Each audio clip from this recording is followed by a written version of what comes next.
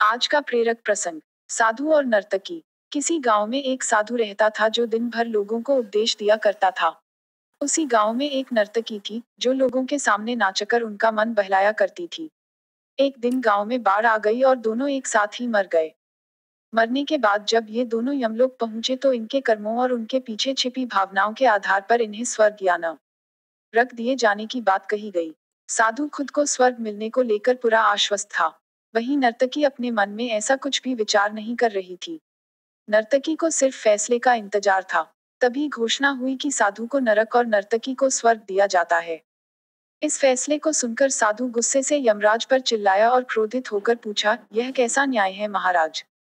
मैं जीवन भर लोगों को उपदेश देता रहा और मुझे नरक नसीब हुआ, जबकि यह स्त्री जीवन भर लोगों को रिझाने के लिए नाचती रही और इसे स्वर्ग दिया जा रहा है। ऐसा क्यों? यमराज ने शांत भाव से उत्तर दिया, यह नर्तकी अपना पेट भरने के लिए नाचती थी, लेकिन इसके मन में यही भावना थी कि मैं अपनी कला को ईश्वर के चरणों में समर्पित कर रही हूँ। जबकि तुम उपदेश देते हुए भी यह सोचते थे कि काश तुम्हें भी नर्तकी का नाच देखने को मिल जाता।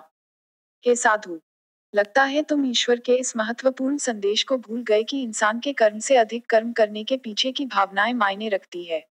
अतः तुम्हें नरक और नर्तकी को स्वर्ग दिया जाता है। शिक्षा। मित्रों, हम कोई भी काम करें उसे करने के पीछे की नीयत साफ होनी चाहिए, अन्यथा दिखने में भले लगने वाले काम भी हमें पुण्य की जगह पाप का ही भागी बना देंगे। आज का दूसरा प्रेरक प्रसंग। दिखावटीपन से बचें। एक व्यक्ति को किसी बड़े पद पर नौकरी मिल गई। वह इस नौकरी से खुद को और बड़ा समझने लगा, लेकिन वह कभी भी खुद को बड़े पद के मुताबिक नहीं ढाल सका। एक दिन वह अपने ऑफिस में बैठा था, तभी बाहर से उसके दरवाजे को खटखटाने की आवाज आई। खुद को बहुत व्यस्त दिखाने के लिए उसने टेबल पर रखे टेलीफोन को उठा लिया और जो व्यक्ति दरवाजे के बाहर खड़ा था उसे अंदर आने के लिए कहा।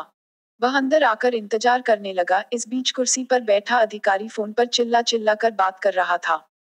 बीच बीच में वह फोन पर कहता कि मुझे वह काम जल्दी करके देना। टेलीफोन पर अपनी बातों को बहुत बड़ा चढ़ाकर बता रहा था। ऐसे ही कुछ मिनट तक बात करने के बाद उस आदमी ने फोन रखा और सामने वाले व्यक्ति से उसके ऑफिस आने की वजह पूछी।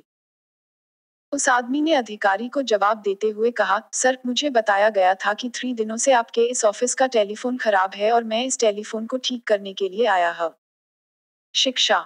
दोस्तों, इस कहानी में एक बड़ा मैसेज छिपा है कि हमें कभी भी दिखावा नहीं करनी चाहिए। हम दिखावा करके क्या साबित करना चाहते हैं, इससे हम कभी भी कुछ हासिल नहीं कर सकते। हमें किसी के सामने झूठ बोलने की क्या जरूरत? दिखावा करके हम खुद की नजरों में कभी भी ऊपर नहीं उठ सकते। दिखावा करने से बचिए, क्योंकि इससे लोग पीठ पीछे आपकी ही बुराई करेंगे। मुखौटा मत लगाएं। उम्मीद करती हूँ कि आपको यह वीडियो अच्छा लगा होगा। प्लीज मेरे चैनल को सब्सक्राइब करें ताकि मैं आपके लिए ऐसे ही शानदार वीडियो और लेकर आऊं। आप मेरे वीडियो को लाइक और शेयर भी कर सकते हैं, जिससे मुझे हौसला मिले। धन्यवाद। सदैव प्रसन्न रहिए।